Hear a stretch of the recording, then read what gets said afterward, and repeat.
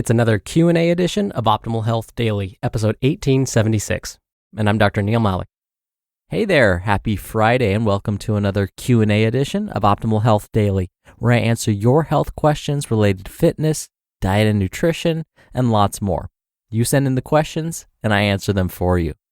I'll let you know how you can send in your own question at the end of the show, but for now, let's hear today's question and start optimizing your life. Today's question was sent via email. Brittany writes, "Hello, I'm a new listener to your podcast. My question, if it hasn't already been answered, is about purified water.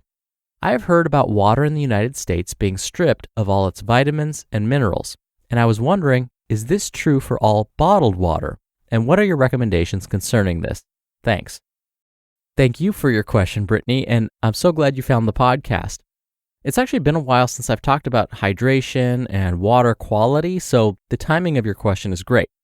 Now, there's actually a lot of confusion about how much water we need to drink each day, and as you asked, whether bottled water is safer or healthier than tap water. I'll start by talking about how much water we should consume each day.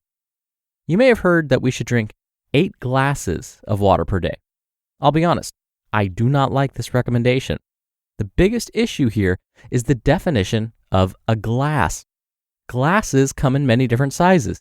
In fact, if you were to open the cupboards in my kitchen, you'll see I have sets of glassware of all different shapes and sizes. There are tall, skinny glasses, short, squat ones, juice glasses, not to mention different sized coffee and tea mugs. If I were to drink a mug of water, would that be the same as drinking a glass of water? Some health professionals will be even more specific and may say you should drink 8 cups of water per day. Okay, this is better. We can make sense of 8 cups because a cup is 8 fluid ounces. So 8 cups a day means we should consume 64 fluid ounces of water per day. Again, while this is an improvement over the 8 glasses per day recommendation, I still have issues with this.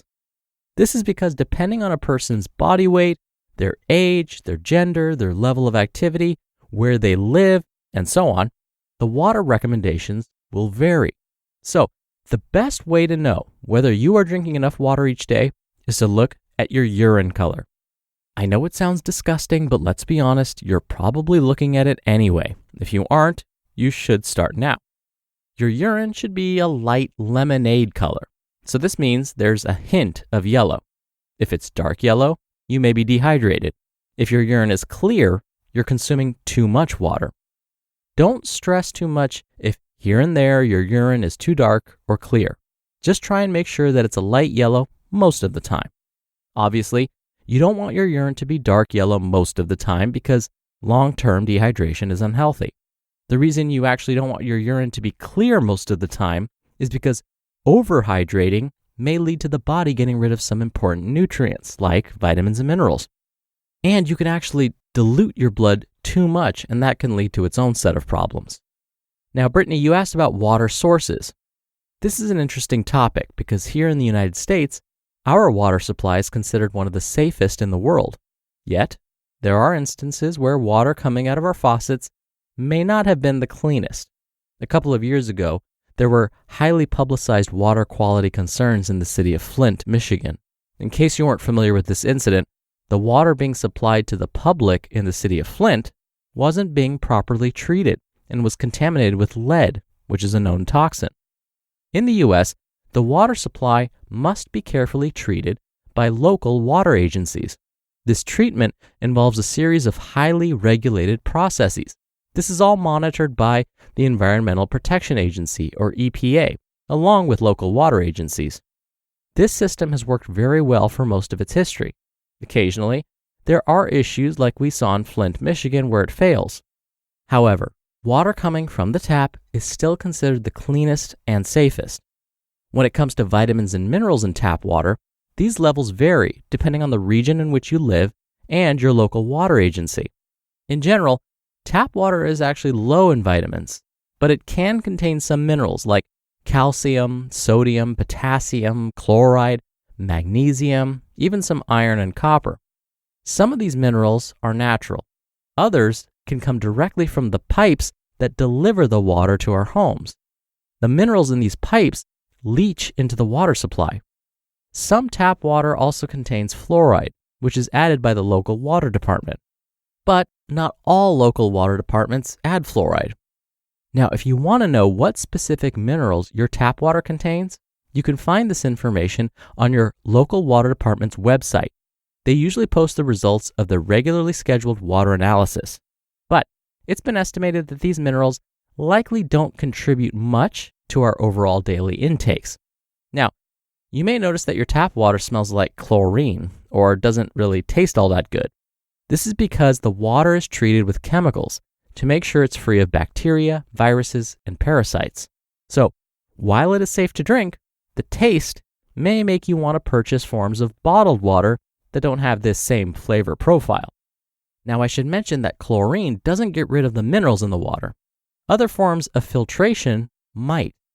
I'll talk about bottled water in a second, but there are ways to remove some of those unpleasant chemical flavors. I have added a reverse osmosis water filtration system in my house. I like it because it serves as an extra filtration device. So, not only is the water you're consuming from the tap free of disease-causing pathogens thanks to the local water department, but the reverse osmosis water filtration system in my house will then remove some of those chemicals that cause the funky taste. Now, depending on which system you end up going with, as a bonus, it may help remove potentially harmful minerals like lead. Remember, not all minerals are good for us, and lead is one example. Like I said before, lead is toxic to our nervous system. You can either buy or rent these reverse osmosis systems, and they're usually fairly reasonable. The potential downside is that you'll probably end up removing some healthy minerals like calcium and magnesium when you use these systems.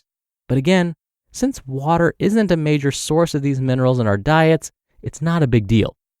Now, if you rely on something like a Brita water filter, please know that these will not remove as many of the chemicals as a reverse osmosis system would. Now, what about bottled water? Finally, bottled water isn't as tightly regulated in the US. So this means bottled water companies can use any source of water they want, put it in a plastic bottle, and sell it to you. In fact, there have been instances where bottled water companies basically take tap water, the very same water that we have in our homes, bottle it, and resell it to consumers for a marked up price. In the US, this is perfectly legal. So, it's much harder to know the amount of minerals found in bottled waters. So here's the bottom line. In the US, tap water is still considered the cheapest, cleanest, and therefore safest to consume. Most water in the US is low in vitamins and minerals.